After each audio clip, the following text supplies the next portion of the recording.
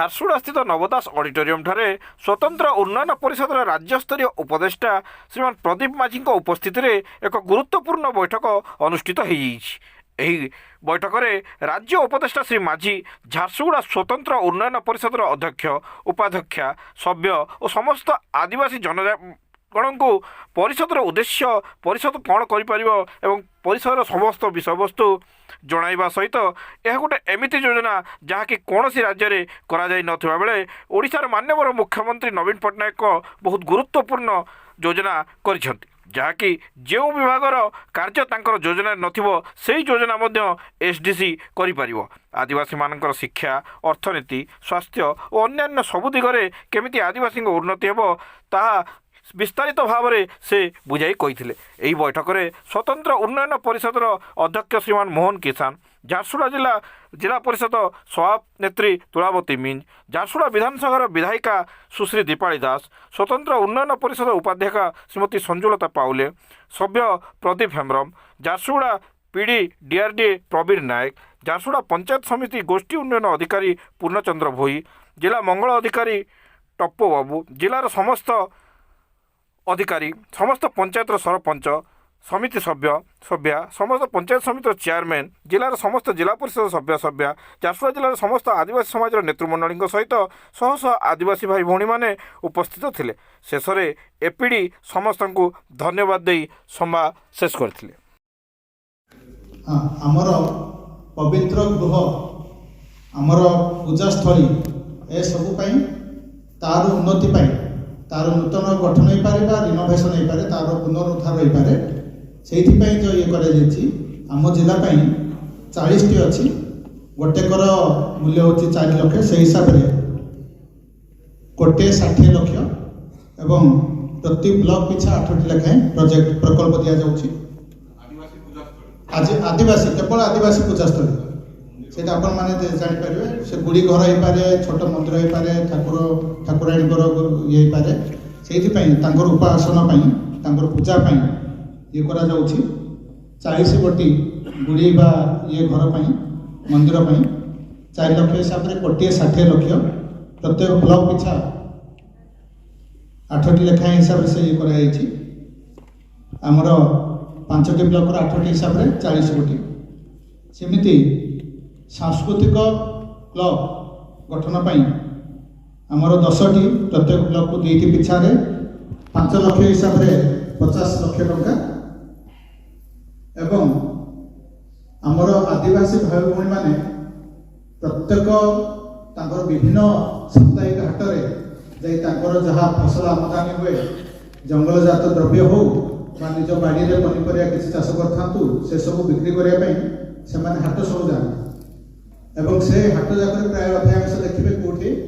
ପ୍ରାୟ ଅଧିକାଂଶରେ ବସିବା ପାଇଁ ମଧ୍ୟ ସୁବିଧା ନଥାଏ ବା ଉପରେ କୌଣସି ଛାତ ନଥାଏ ବା ଛାଇ ଇଏରେ ଖରା ବର୍ଷାରେ ସେମାନେ ଅସୁବିଧାର ସମ୍ମୁଖୀନ ହୁଅନ୍ତି। ସେଥିପାଇଁ ଆଦିବାସୀ ୱିକଲି ହାଟ, ସାପ୍ତାହିକ ବଜାର ଉନ୍ନତି ନିମନ୍ତେ ଆମର 5ଟି ବ୍ଲକର 5ଟି ଉନ୍ନତି ପାଇଁ ଦିଆଯାଇଛି 5 ଲକ୍ଷ। ମୁଁ ସେଇଠି ଆମର ମାନ୍ୟବର ଉପଦେଷ୍ଟା ସାର୍ଙ୍କୁ ଅନୁରୋଧ କରିବି, ଆମର 2 ଲକ୍ଷ ସେ ଏରିଆ ସାର୍ ବହୁତ ବଡ଼ ବଡ଼ ହାଟ ଅଛି, 5 ଲକ୍ଷ ସାର୍ କମ୍ ହେବ, ଆମେ ପ୍ରଥମ ପର୍ଯ୍ୟାୟରେ ସାର୍ କରିଦେଉଛୁ। ସାର୍ଙ୍କୁ ପୁଣି ମୁଁ ଅନୁରୋଧ କରିବି ସାର୍ ଆଉ ଟିକେ ଅଧିକ ପଇସା ଦେଲେ ସେଇଟା ଆମର ସାର୍ ଇଏ କରିପାରିବେ। Thank you sir, thank you. ଏଇଟା ଯେହେତୁ ପ୍ରଥମ ପର୍ଯ୍ୟାୟ ଆମର ପଇସା ଆସିଛି, ସାର୍ ମଧ୍ୟ ତାଙ୍କର ସମ୍ମତି ପ୍ରଦାନ କରିଛନ୍ତି, ଆମେ ପରବର୍ତ୍ତୀ ପର୍ଯ୍ୟାୟରେ ଆମେ ଆଉ ଅଧିକ ଇଏ କରିପାରିବା। ଏବଂ ଆମର ଜନଜାତି ସାଂସ୍କୃତିକ ଗୃହ ପ୍ରତ୍ୟେକ ବ୍ଲକରେ କରିବା ପାଇଁ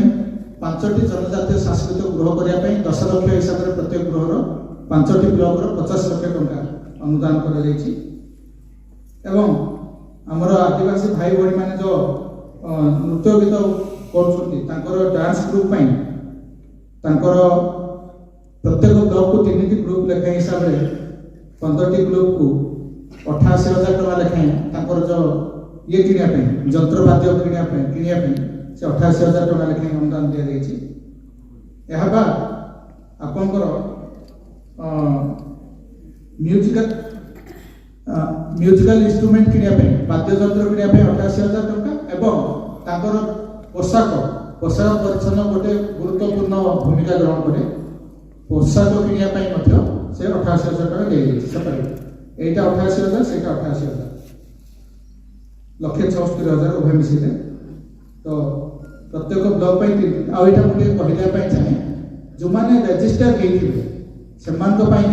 अनुदान प्रযোज्य होमर ब्लॉक स्तर ब्लॉक कला सांस्कृतिक परिषद गोटे रोचे से रेजिस्ट्रेशन करातु ताहले आपण मानकर जदि संख्या अधिक होची ताहले आमे सरकार को से प्रपोजल आम जिला तरफ पठेबू एवं माननीय उपदेष्टा साथ निश्चित भाव से आम ये करेंगे सहयोग करेंगे साहय करेंगे और तांकर आशीर्वाद आम निश्चित भाव आगे बढ़ी पाइबा यह आमर जो देखिए हॉकी बा फुटबॉल बा ये जो खो खो कबड्डी ये सब एवं देखिए आपण नुआ ओडिशा कार्यक्रम में 6 प्रकार खेल को राज्य सरकार से प्रमोट कर तो यही आमर खेलकूद में आदिवासी भाई भर स्वतंत्र दक्षता रही कहीं स्टामिना बहुत अधिक से जी जोर दौड़ी पारती और जिते समय कठोर परिश्रम कर मैंने प्राय करना तो से प्रोत्साहन प्रत्येक क्लब 1,00,000 टका हिसाब से आम 15टी क्लब को 15 लाख टका प्रति ब्लॉक 3टी लेखा क्लब से बछा एवं गोटे एक्सपोजर विजिट से बहुत आम जी आम पढ़ू देखिकी करूँ अपेक्षा जदि आम निजे जाइए कौन से एक्सपोजर विजिट रे परिदर्शन करके आम देखा से बहुत किसी शिक्षा लाभ कर आम तुरंत जापर से तार ये से आमर एक्सपोजर विजिट ट्राइबल ग्रुप आमर आदिवासी युवपीढ़ी से एक्सपोजर विजिट 50टा यूनिट आमर 3 लाख टका 60,000 टका हिसाब से 3 लाख टका यहाँ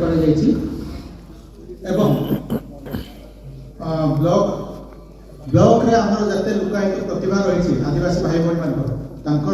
लुकायित प्रतिभा से प्रदर्शन करें कला और संस्कृति माध्यम कल्चरल फेस्ट जमी आम नो ओडिशा माध्यम